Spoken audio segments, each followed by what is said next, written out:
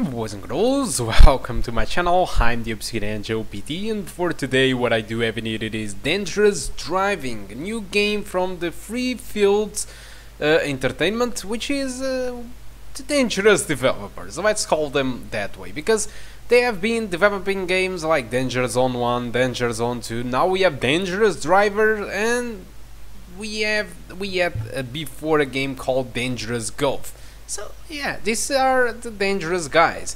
So this game, it is developed by, by them, but it is using Unreal Engine 4, and despite pretty much all the media have been talking about this game, because most of the media are saying that this game, it is a spiritual successor of Burnout. In reality, despite it is, at some point, it is not as refined as you are expecting. So, and well, let's also add this is an Epic Store exclusive, at least by the time of this video.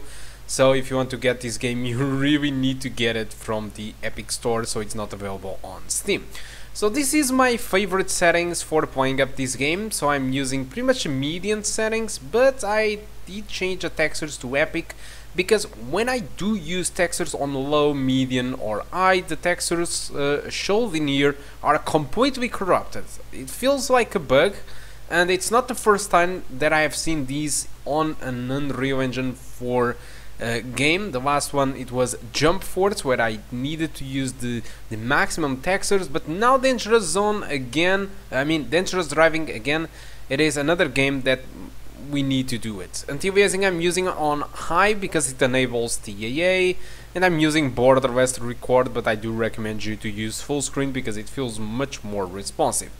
So the game asks for an FX 8350, which is considerably much more powerful than our Phenom II X4 in order to run the game, 4 gigs of RAM, or a GTX 750 Ti or an R7 265, which is equivalent to the graphic card that we are using. So yeah, we are on the minimum requirements on the graphic card, but completely below on the CPU. So I've tested the game with maximum settings, high settings, medium settings and low settings, even with those textures issues, alright? And with the maximum settings, the game did drop from 30 frames per second. The high settings delivered to me an experience above 30s. The median, it showed to me results with average between 40 to 50, and the very low an experience pretty much above 60 frames per second, but with a ton of drops below of that. So it's not a perfect 60 frames per second. PlayStation 4 and Xbox One also run this game at 30 frames per second. And so with this custom setting that I'm using in here, probably it stays in between the medium and high settings in performance.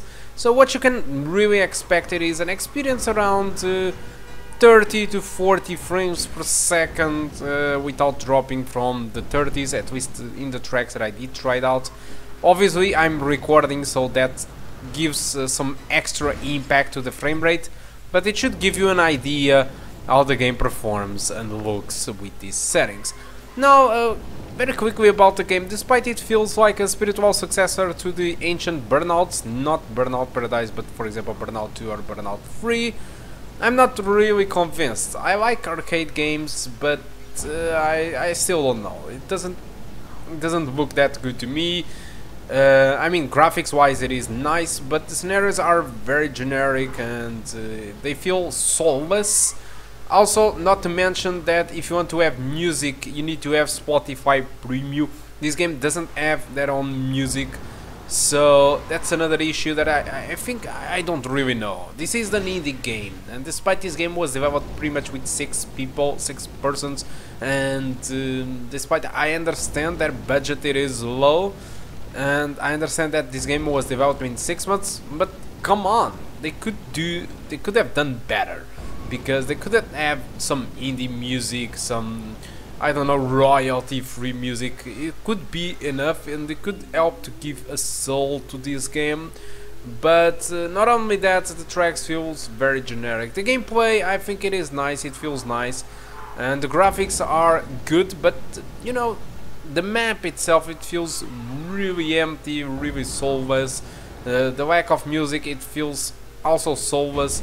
Not to mention that the menus are very amateur. So they are asking 30 bucks for this game on Epic Store. I think that without musing it, without every stuff that this game should add, it feels, I don't know, it feels really short and expensive in my opinion. So I'm not really convinced about this game, despite the media. They are trying to push this game a lot, and I do understand why. We haven't been seeing too much arcade games or games like Burnout. People have been asking for Burnout a long time ago, since Burnout Paradise, that we don't have a real Burnout game. But you know, this can't be it. This is not entirely the Burnout that people have been asking for. So I think that's all you should know about this game. So, well guys, that's all. Hope you keep enjoying the rest of the video, and I do hope to see you soon. Thank you a lot for watching. Goodbye.